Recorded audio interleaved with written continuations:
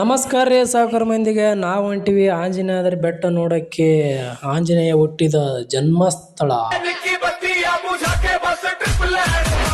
ಈ ಸುಗ್ಗಿಯಾಗ ಸ್ವರ್ಗ ನೋಡಿದಂಗ ಆಯ್ತಪ್ಪ.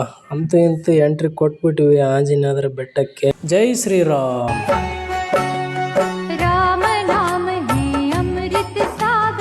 ಯಾವ ಕಡೆ ನೋಡಿದ್ರು ಕೇಸರಿನೇ ಕಾಣ್ತಾವಪ್ಪ.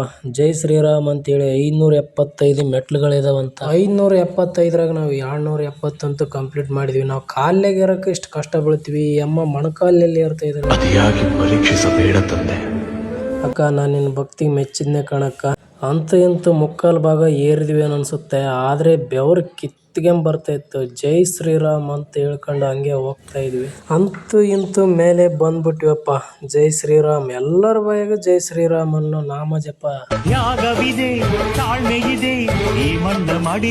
ನಾವು ಫಸ್ಟ್ ಟೈಮ್ ಬಂದಿವಿ ಅಂದ್ರೆ ಸಿಕ್ಕಾಪಟ್ಟೆ ಗದ್ಲಿತ್ತು. ಆ ಕಡೆ ಈ ಕಡೆ ತಳ್ಕೊಂಡು ಹೆಂಗೋ ಮೇಲ್ಗಡೆ ಬಂದ್ವಿ. ಅಪ್ಪಾಜಿ ದರ್ಶನ ಮಾಡ್ಕೊಂಡು ಬರೋಣ ಬನ್ನಿ. ದರ್ಶನ ಏನೋ ಮುಗಿತೆ. ಮತ್ತೆ ನಾವು ಆಂಜನೇಯರ ಬೆಟ್ಟಕ್ಕೆ ಬಂದಿವಿ ಅಂತೇಳಿ ತೋರಿಸ್ಬೇಕ ಬೇಡ ಅಂತೇಳಿ ಮತ್ತೆ ಇಲ್ಲಿ ಫೋಟೋ ತಕ್ಕನ್ಲೇಬೇಕಲ್ಲ. ಅಪ್ಪಾಜಿ ಪ್ರಸಾದ ಬನ್ನಿ ತಿನ್ನೋಣ. ಪ್ರಸಾದ ತಿನ್ಕೊಂಡು ಈ ಕಡೆ ಸ್ವಲ್ಪ ರೆಸ್ಟ್ ಮಾಡೋಣ ಅಂತೇಳಿ ಬಂದ್ವಿ. ಇವು ನೋಡಿದ್ರೆ ಕಾಯ್ತೆ ಮಾಡಕತ್ತಿದ್ದು ಯಾರೋ ಗೊತ್ತಿಲ್ಲ. ದೇಶ ನಾವು ಕೊಟ್ಟಿರೋ ದೇಶ ಇದು.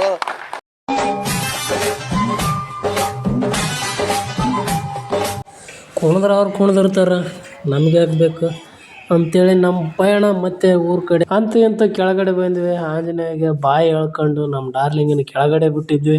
ನಮ್ಮ ಡಾರ್ಲಿಂಗನ ಆಕಾರ ನೋಡಿದ್ರೆ ಒಳ್ಳೇದ್ ಮಾಡ್ತದ. ಜನ್ಮಕ್ಕೆ ಹೋಗೋ. ಆಯ್ತು ಹೊಂಟಿವಿ.